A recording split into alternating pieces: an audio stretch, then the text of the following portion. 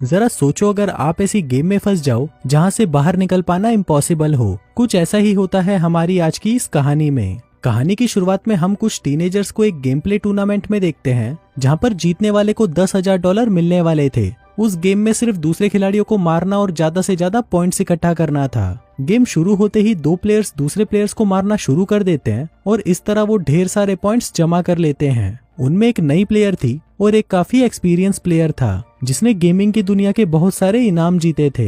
लोग उन्हें जोश दिलाने के लिए चिल्लाते हैं और पुराना प्लेयर अपने एक्सपीरियंस के बेस पर लीड करने लगता है, जबकि नई लड़की को आगे बढ़ने के लिए बहुत मेहनत करनी पड़ती है। इसलिए वो इम्पल्स 9 नाम की एक एनर्जी ड्रिंक की बोतल को एक ही घूंट में पी जाती है, जिससे कि ना उसे सिर्फ एनर्जी मिलती है बल्कि टाइम भी 100 गुना स्लो हो जाता है। अब उस पावर की हेल्प से वो एक्सपर्ट प्लेयर समेत सारे प्लेयर्स को आसानी से मार देती है। इस तरह वो ये टूर्नामेंट जीत जाती है और अपने बॉयफ्रेंड के साथ सेलिब्रेट करने लगती है। लेकिन उसे भी क्या पता था कि ये खुशी उसके साथ ज्यादा टाइम तक नहीं टिकने वाली। अचानक एनर्जी ड्रिंक की बोतल जमीन पर गिरकर बिखर जाती है और इसी तरह उसकी जिंदगी भी बिखरने लगती है।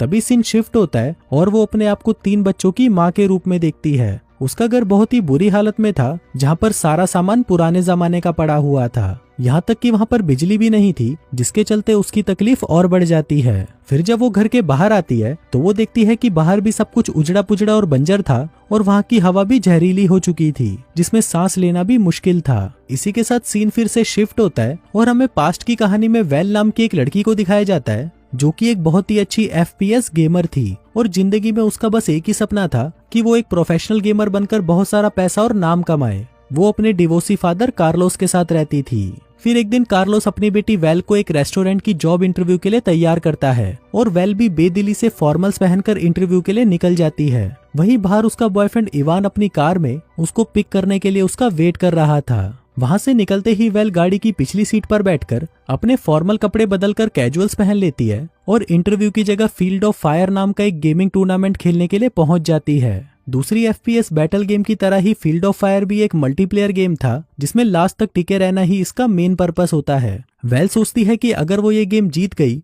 तो वो लाखों रुपए कमा लेगी और उन पैसों से वो अपने लिए एक गेमिंग कंप्यूटर खरीदेगी। पर इवान उसे बताता है कि रॉय नाम का एक प्रोफेशनल गेमर उस टूर्नामेंट में एक सरप्राइज अपीयरेंस देने वाला है, जिसको सुनकर वो थोड़ी नर्वस हो जाती है। जल्दी ही वो लोग गेमिंग एरिना में पहुंच जाते हैं, जहां रॉय अपने फैंस के साथ फोटोज खिंचवा रहा था। फिर पहला मैच शुरू होने से पहले इवान वेल को समझाता है कि उसे इमोशन की जगह फोकस के साथ खेलना चाहिए ताकि वो किसी तरह से फाइनल्स तक पहुंच जाए। लेकिन अब वेल जीतने से ज्यादा उस घमंडी रॉय को हराना चाहती थी। थोड़ी ही देर में सारे प्लेयर्स अपने अपने कंप्यूटर के सामने बैठ जाते हैं और गेम शुरू हो जाता है। गेम की शुरुआत में ही वेल लीड कर लेती है, लेकिन थोड़ी ही देर में रॉय उसे आसानी से पीछे छोड़ देता है। वो इतना कॉन्फिडेंट था कि गेम के बीच बीच में वो वहाँ पर अपने फैंस के साथ भी इंटरेक्ट कर रहा था। अब इसका फायदा उठाकर वेल कुछ पॉइंट्स को जमा कर लेती है और अब वो जीतने ही वाली थी, लेकिन गेम को फिनिश करने की बजाय वो रॉय को मारकर उसे गेम से आउट करने की कोशिश करती है। लेकिन उसका दाव उल्टा पड़ जाता है और रॉय ही उसे मारकर गेम से बाहर कर देता है। लेकिन इसके बावजूद भी वेल फाइनल्स के लिए क्वालिफाई कर जाती है, जो कि कल ही होने वाला था।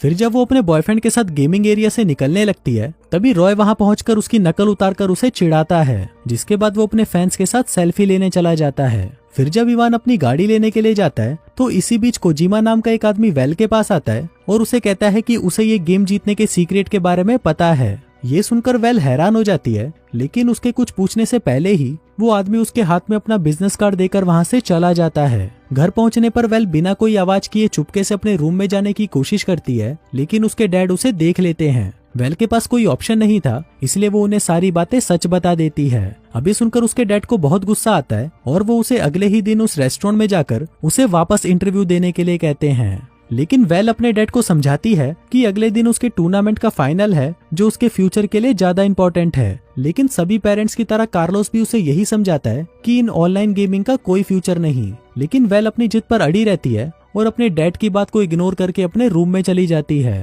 थोड़ी देर बाद वो अपने आज के खेले गए गेम को पॉडकास्ट पर देखती है, जिसमें रॉय को फर्स्ट पोजीशन पर देखकर उसे गुस्सा आता है। तभी उसकी नजर कोजिमा के बिजनेस कार्ड पर पड़ती है और उसे याद आता है कि उसने उसे गेम जीतने के सीक्रेट के बारे में बताया था। अब रॉय से बदला लेने की तड़प और गेम जीतने की चाह में वो तुरंत उसके बताए हुए एड्रेस पर जाने का फैसला करती है। जल्दी ही वो द गोल्डन सोसर नाम के गेमिंग कैफे में पहुंच जाती है, जहां पर कुछ लोग अपने कंप्यूटर पर बैठकर गेम एंजॉय कर रहे थे।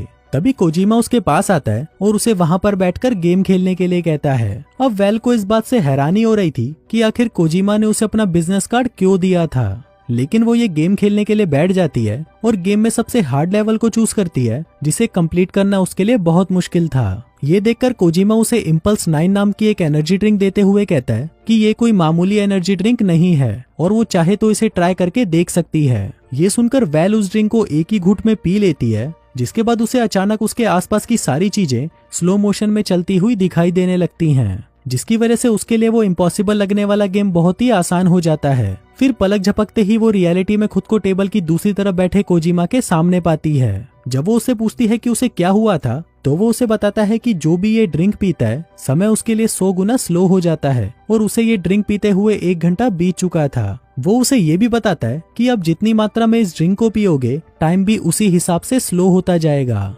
ये कहकर कोजिमा उसे 1 बोतल ड्रिंक के बदले $500 की डिमांड करता है, जिसे सुनकर वेल शॉक्ड हो जाती है। उसे लगता है कि टूर्नामेंट जीतने के लिए इसका इस्तेमाल करना चीटिंग है, पर तभी कोजिमा के फोन पर रॉय का कॉल आता है, जिसे उसे ये पता चल जाता है कि रॉय भी गेम जीतने के लिए इसी ड्रिंक का इस्तेमाल करता था, जिस वजह से वो दूसरे गेमर्स के मुकाबले अनबीटेबल बन चुका था। अब ये सब जानने के बाद वेल इम्पल्स 9 की बोतल खरीदने के लिए तैयार हो जाती है। फिर अगले दिन गेम शुरू होने से पहले वेल उस बोतल को अपने कीबोर्ड के पास रख लेती है। फिर गेम शुरू होने से पहले वो उस एनर्जी ड्रिंक का थोड़ा सा घूंट लेती है और फिर अल्ट्रा स्लो मोशन के चलते वो गेम में लीड करने लगती है। ये देखकर रॉय भी अपनी ड्रिंक का एक घूंट लेता है और तेजी से बाकियों को हटाते हुए टॉप पर पहुंच जाता है।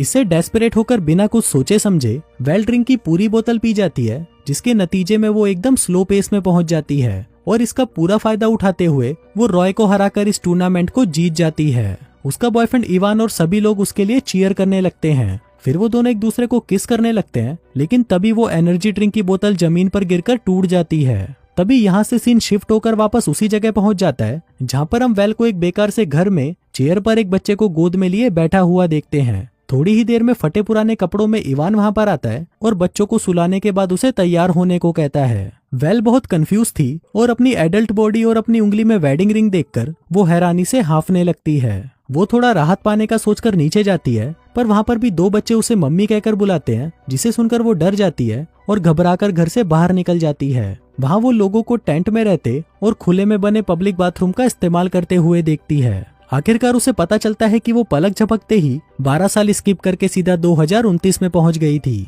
और वो लोग जिस जगह पर रह रहे थे वो पूरा इलाका चारों तरफ ऊंची दीवारों से घिरा हुआ था, जो कि वेस्टलैंड से इस एरिया को अलग करता था। वेस्टलैंड में डेथ लिजार्ड जैसे खतरनाक जानवर रहते थे जो इंसानों पर हमला करने के लिए बदनाम थे। इस वजह से वहाँ पर रहने वाले लोग अलग अलग शिफ्ट्स में गेट पर पहरा देते थे। इसके अलावा उसे ये भी पता चलता है कि जिन लोगों ने पास्ट में बहुत ज्यादा इम्पल्स 9 पिया था वो लोग रियल टाइम में अब जाग रहे थे, जिन्हें पल्सर्स कहा जाता है। इम्पल्स 9 के ज्यादा इस्तेमाल के नतीजे में लोग बिना किसी मेमोरी के सालों बाद फ्यूचर में अचानक से पहुंच रहे थे, जिसकी वजह से पूरी दुनिया में अफरा तफरी मची हुई थी। अब जब भी कोई टाइम के बारे में कंफ्यूज सा दिखता तब उसके पल्सर होने या ना होने के बारे में पता चलता था। इसके अलावा उनकी पहचान का और कोई रास्ता नहीं था। इस भयानक बर्बादी के लिए लोग पल्सर्स को ही जिम्मेवार मानते थे और उन्हें उस 4 दीवारी के अंदर रहने की परमिशन भी बहुत मुश्किल से देते थे। वेल उस जगह पर पुलिस का काम करती थी और डैन नाम का एक आदमी उसका असिस्टेंट था। अब पल्सर्स के साथ जिस तरह का बिहेव होता था उससे बचने के लिए वेल खुद भी इम्पल्स 9 का इस्तेमाल करने की बात छुपा लेती है। फिर वेल घर आकर सब कुछ ठीक करने की कोशिश करती है, पर तभी उसे अपने डैड काइलोस की याद आती है। वो उनके साथ अपनी आखिरी मुलाकात को याद करने की कोशिश करती है, लेकिन फिर जैसे ही वो अपना सिर दूसरी तरफ घुमाती है तो उसकी नजर टेबल पर पड़ी उसकी डैड की अस्थियों पर पड़ती है, जिसे देखते ही वो फूट फूट कर रोने लगती है। इतने में डेप्यूटी पुलिस डैन आकर उसे टॉयलेट साफ करने की ड्यूटी पर चलने को कहता है। पहले तो वेल जाने से मना कर देती है, लेकिन जब डैन उसे याद दिलाता है कि वो सफाई इंस्पेक्टर है और ये उसका काम है तो उसे जाना ही पड़ता है और उसे कई घंटों तक गंदे टॉयलेट्स की सफाई करनी पड़ती है। इस तरह काफी दिन बीत जाते हैं और धीरे धीरे वेल को उस उजड़े हुए माहौल में रहने की आदत हो जाती है। एक दिन वो अपनी सारी ड्यूटीज खत्म करके अपने बच्चों को स्कूल से लेने जाती है, जहाँ उसकी बेटी सोफिया उसे एक ड्राइंग दिखाकर कहती है कि वो उसकी हीरो है। लेकिन वेल बहुत ज्यादा थकी होने की वजह से अपनी बेटी को इसका कोई जवाब नहीं देती। फिर घर पहुंचने पर वो देखती है कि इवान एक साइकिल पर बैठा जोर जोर से पैडल मार रहा है। दरअसल वहां पर बिजली ना होने के कारण वो एक गेम खेलने के लिए पावर्स को प्रोड्यूस कर रहा था। वेल अपने favourite game field of fire को देखकर हैरान हो जाती है और बच्चों को सुलाने से पहले वो गेम का एक राउंड खेलने के लिए तैयार हो जाती है। फिर जब इवान लोगों से मिलने के लिए बाहर चला जाता है तो वो बच्चों के साथ गेम खेलने बैठ जाती है। अब कुछ घंटे बीत जाते हैं पर तभी अचानक इवान भागकर घर आता है और वो काफी डरा हुआ था। वो वेल से कहता है कि आज वो अपनी गार्ड की ड्यूटी करना भूल गई थी, जिस वजह से गेट पर पहरा देने वाले डैन को अंदर आने का मौका नहीं मिल पाया और वो डेथ लिजार्ड्स का शिकार बन गया। वो दोनों तुरंत वहां पहुंचते हैं जहां डैन की वाइफ वेल पर बहुत गुस्सा होती है। अब अपनी गलती पर शर्मिंदा होकर वो वापस घर जाने लगती है पर तभी इवान उसे याद दिलाता है कि उसकी ड्यूटी अभी पूरी नहीं हुई है। ये सुनकर वो उदास मन से अपनी शिफ्ट पूरी करती है और फिर घर आकर दुखी मन से फूट फूट कर रोने लगती है।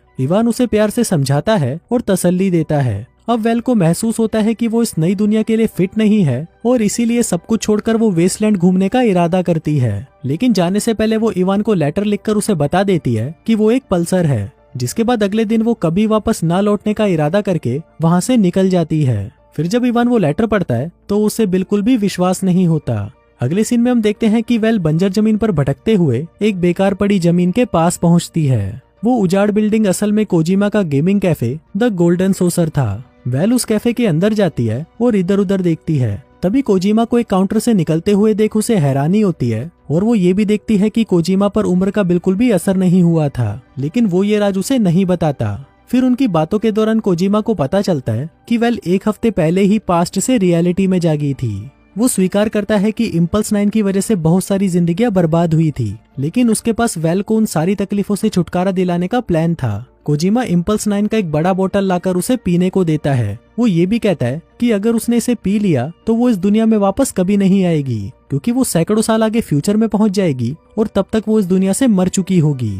फिर कोजिमा उसे ड्रिंक पीते हुए एक गेम खेलने का सजेशन भी देता है। अब वेल को ये आइडिया पसंद आता है और वो अपना favourite game field of fire खेलने के लिए बैठ जाती है। पर जब वो इम्पल्स 9 की बोतल को उठाने के लिए आगे की तरफ झुकती है तो उसकी नजर उस ड्राइंग पर पड़ती है जो उसकी बेटी ने उसके लिए बनाई थी। वो इमोशनल होकर यादों में खो जाती है और इवान और अपने बच्चों के साथ बिताए हुए हसीन पलों को याद करने लगती है। फिर वो एनर्जी ड्रिंक पीने का इरादा छोड़कर वापस अपने परिवार के साथ जिंदगी गुजारने का फैसला करके अपने घर की तरफ जाने लगती है। लेकिन गेट पर उसे इवान गार्ड की ड्यूटी करते हुए दिखाई देता है, जो उससे बहुत नाराज था। वो उसे अंदर आने से रोक देता है और वेल से कहता है कि उसने सबको धोखा दिया है। वेल अपनी हर गलती के लिए उससे माफी मांगती है। अब उनकी ये बातें चली रही थी कि उन्हें दूर से गोलियों की आवाज सुनाई देती है, क्योंकि डेथ लिजार्ड उनकी कम्युनिटी की तरफ बढ़ रहे होते हैं। और तभी इस बात का भी खुलासा होता है कि डेथ लिजार्ड दरअसल एक नॉर्मल लोगों का ही ग्रुप था जो इंसानों का मांस खाया करते थे।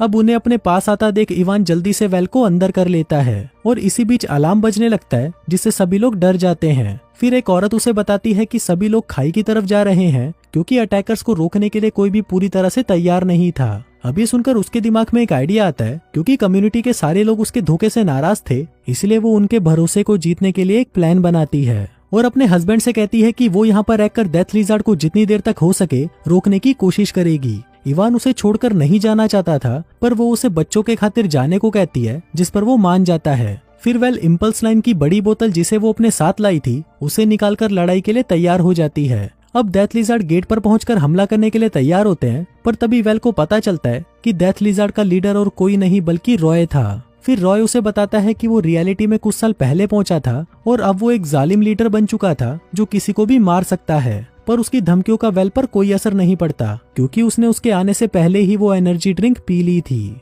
सबूत के लिए वो खाली बोतल वो उसके सामने फेंक देती है। फिर तभी वेल स्लो मोशन में चली जाती है और फिर वो एक गैस के कैनिस्टर पर गोली चला देती है, जिससे सारे अटैकर्स हवा में उछल जाते हैं। जिसके बाद लगातार शूट करते हुए वो सभी को मार देती है, लेकिन इसी दौरान उसके पेट और कंधे पर भी गोली लग जाती है, जिससे वो जमीन पर गिर जाती है। तभी रॉय आकर उस पर गोली चलाता है, लेकिन उसका निशाना चूक जाता है। अब इस मौके का फायदा उठाकर वेल उस पर गोली चलाकर उसे मार डालती है। इसके बाद वो अपनी आखिरी सांस लेते हुए आसमान की तरफ एक फ्लेयर गन छोड़ती है, जिससे इवान को ये पता चल जाता है कि वो लोग ये जंग जीत चुके हैं। अब वेल ने फाइनली रॉय को हरा दिया था और वो अपनी इस जीत से खुश थी। इसी खुशी में वो अपनी आखिरी सांस लेती है और इसी के साथ ही ये कहानी यहीं खत्म हो जाती है।